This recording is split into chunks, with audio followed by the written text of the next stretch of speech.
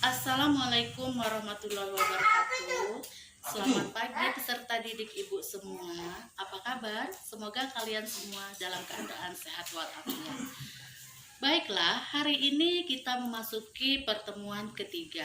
Materi kita adalah karakteristik perusahaan jasa. Sebelum ibu memulai materi kita, ibu ingin mengucapkan terima kasih, mengapresiasi yang sedalam-dalamnya kepada peserta didik ibu yang sudah mengumpulkan tugasnya di Google Classroom. Apakah kalian mengalami kesulitan dengan materi minggu lalu? Baiklah, kita akan masuk pada materi minggu ini. Pada pertemuan ini kita akan membahas tentang karakteristik perusahaan jasa. Nah, ada yang tahu apa itu perusahaan jasa? Perusahaan jasa itu adalah perusahaan yang menjual barang yang tidak berwujud tapi bisa dirasakan manfaatnya. Seperti apa perusahaan jasa itu? Mana contoh perusahaan jasa itu? Sangat banyak sekali di sekitar kita perusahaan-perusahaan jasa.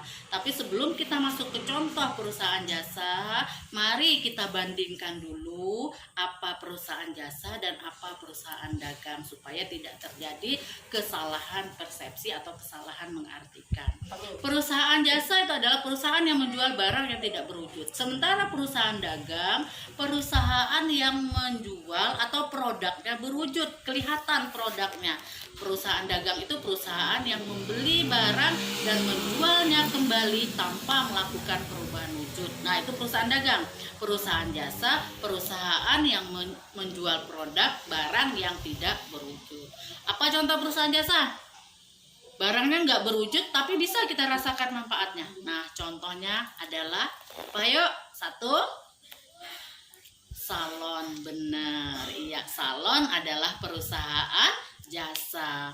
Produknya, barangnya tidak berwujud tapi bisa kita rasakan manfaatnya. Kita pergi ke salon, wajahnya kusam, lalu di salon melakukan skincare dan perawatan pulangnya mukanya jadi kinclong. Nah, skincare itu nggak berwujud tapi bisa kita rasakan manfaatnya wajahnya jadi kinclong. Nah, terus apa lagi?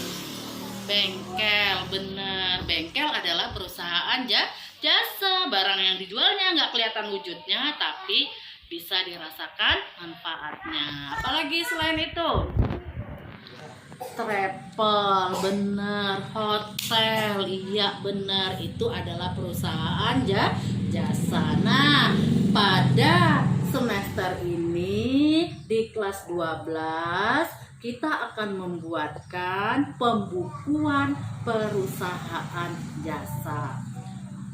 Di semester depan ya, di kelas 12 ini kita akan membuatkan pembukuan perusahaan dagang. Apakah sama, Bu, pembukuan perusahaan jasa dan perusahaan dagang? Ada perbedaannya, terutama pada laporan laba rugi. Di perusahaan jasa tidak ada HPP, harga pokok penjualan.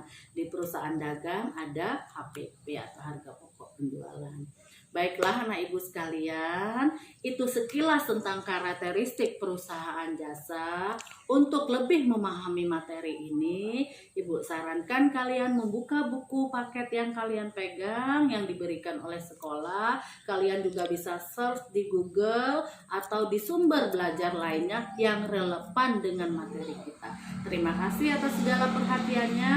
Untuk tugas bisa kalian lihat nanti di Google Classroom. Ya, sebelum ibu akhiri, ibu mengingatkan kembali prokesnya harus tetap dilaksanakan.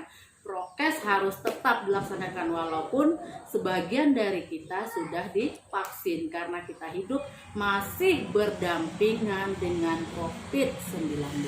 Oke, terima kasih atas segala perhatiannya. Wassalamualaikum warahmatullahi wabarakatuh.